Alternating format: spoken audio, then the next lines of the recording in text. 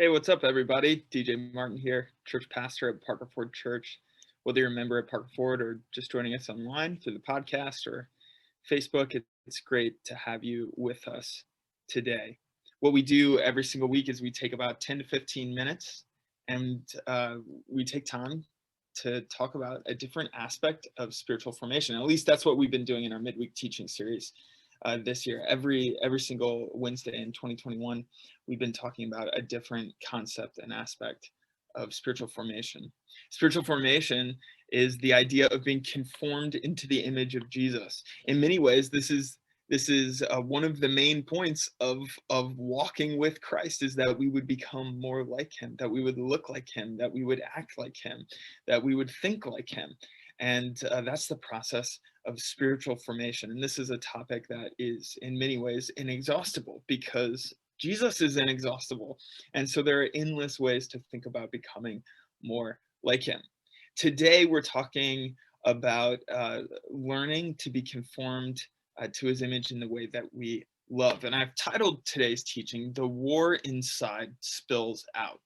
This is a concept I've been thinking about over the last couple of weeks. The idea that what's going on inside us will inevitably come out and touch those around us.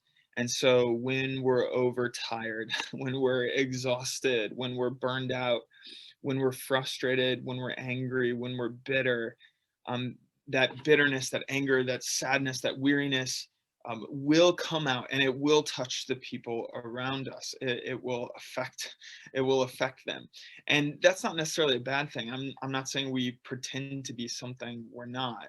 But if I'm really dealing with anger inside, then my kids are going to feel that. My wife is going to feel that. My friends are going to feel that. And so there's always this kind of I think two sides of the coin.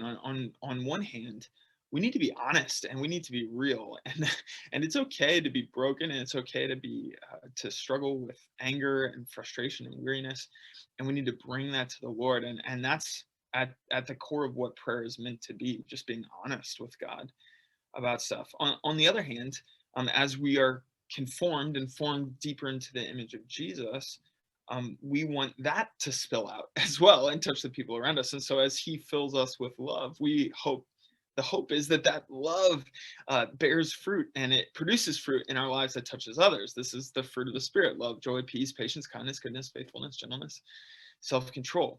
What's going on inside will inevitably spill out. How I was specifically thinking about that this week is the idea that when there's self-loathing, when there's hatred towards myself, it's impossible for that not to come out and touch other people. The war inside, the way that I'm bitter towards myself, is gonna come out. And so if I'm really insecure um, with the Lord, if I'm really insecure about, it could be something superficial, like my body or my looks or my weight, or it could be something internal, and insecurity about my intelligence, or something like that. Eventually that thing is going to spill out and touch the people around me. It could be that it touches them by me withdrawing because I'm embarrassed or I'm ashamed, and so I withdraw from the people. Or it could come out sideways in me lashing out. And my lashing out, have you ever been lashed out um, at by someone, and it was just totally didn't make sense for the circumstance? Like, their anger towards you was just totally not realistic to the relationship. I think we've all experienced that. That's an example of a person who's doing battle with themselves, and it's spilling out and having collateral damage or friendly fire towards other people who are innocent bystanders. This happens all the time. We've all experienced this. And so I think the Hebrew scriptures actually have a lot to say to this. And in one of the most obvious, well-known passages in the Bible. So just for a few minutes, I want to talk about the idea of loving God, loving neighbor, and loving self. Over the last decade, particularly in the last 5 years, there's been this huge emphasis in therapeutic language in our culture around the idea of self-love and self-help. And that therapeutic language that has come with that is profoundly helpful and insightful. And so I don't mean to throw that away, but it's amazing because this simple but profound insight, the need for humans to not constantly be at war, self-loathing and hating ourselves, but actually to embrace who God has made us to be and have an appropriate level of love towards oneself. This simple but profound insight in the Hebrew scriptures regarding the need to love God, love self, and love neighbor was way ahead of its time. And we've really emphasized it in our culture over the last 5 to 10 years. But the Hebrew scriptures were already talking about a proper place for loving oneself, 4,000 years ago when Moses was receiving the law on Mount Sinai, which is just remarkable. So the first part of the verse, Jesus puts these two things together. When he's asked, what's the greatest commandment? He says, love the Lord your God with all your heart, soul, mind, and strength, and love your neighbor as you love yourself. These are actually two different passages in the Torah, two different passages in the Pentateuch, in the books of Moses. The first part of it comes from Deuteronomy 6. This is the Shema, the famous prayer of Israel that the people of Israel were supposed to pray every single day. And they still do to this day. Orthodox Jews will pray this. Hear, O Israel, the Lord our God, the Lord is one. You shall love the Lord your God with all your heart, with all your soul, and with all your strength. That's the first part of the great commandment, and the second is like it. The second comes from Leviticus 19. The context of Leviticus 19 is the series of exhortations that the Lord gives his people for how they should be treating one another in a just and a righteous way. So this is how you're supposed to treat foreigners. This is how you're supposed to treat your children. This is how you're supposed to treat your servants. This is how you're supposed to treat your employers, and so on and so forth. And then it says in Leviticus 19:17, you shall not hate your brother in your heart. What's going on in there is gonna spill out. It's gonna come out. It's gonna affect the people around you. You shall not hate your brother in your heart, but you shall reason frankly with your neighbor, lest you incur sin because of him. So even when you're frustrated with your neighbor, be reasonable with them. Reason frankly, be honest with them. Don't sin against them. Verse 18, you shall not take vengeance or bear a grudge against the sons of your own people, but you shall love your neighbor as yourself. And then the Lord puts his stamp on it, because I am the Lord. Now, Jesus, again, when he's asked by a teacher of the law, what's the most important commandment? Jesus said to him, this is Matthew 22, verse 37, you shall love the Lord your God with all your heart, with all your soul, and with all your mind. He takes that from Deuteronomy 6, and then he combines it with the verse from Leviticus 19. This is the first and great commandment, and the second is like it. You shall love your neighbor as yourself. What does it mean to love your neighbor as you love yourself? The invitation to love oneself, this is not an invitation to self-idolization. The Lord is not inviting you to make yourself the center of the universe, or to even think that your life or my life is about me or is about you. It's not.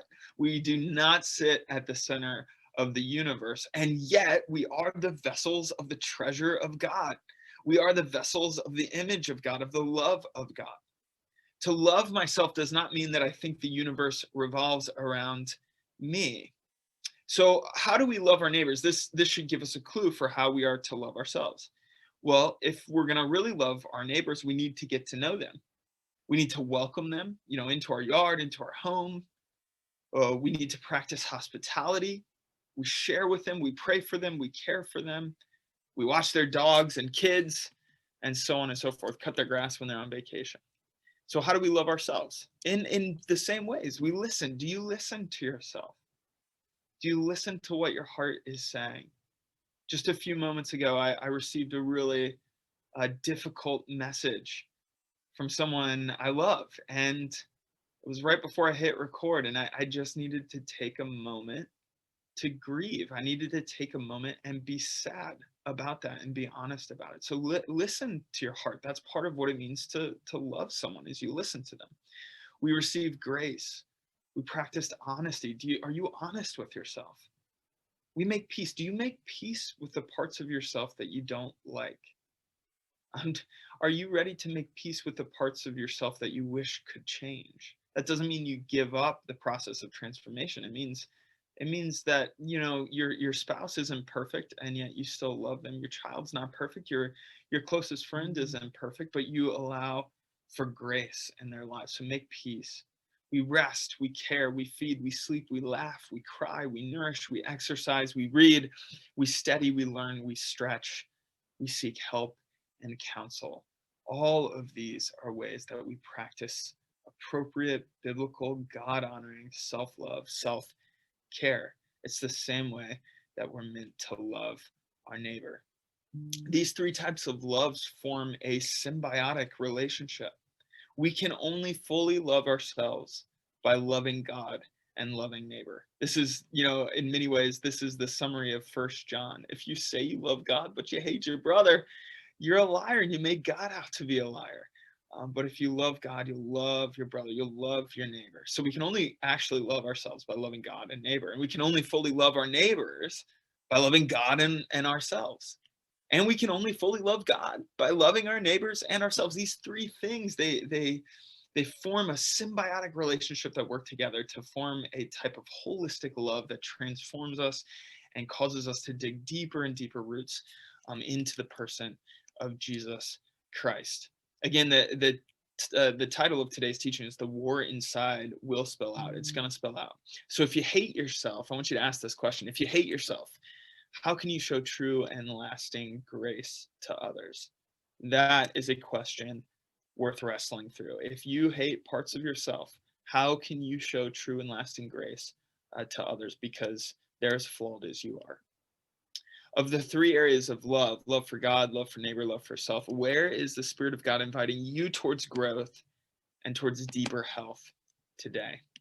And finally, how might Jesus be inviting you to follow his example of this approach to love in this season of your life? Maybe think about how Jesus walked out these three areas of love. How did Jesus love God?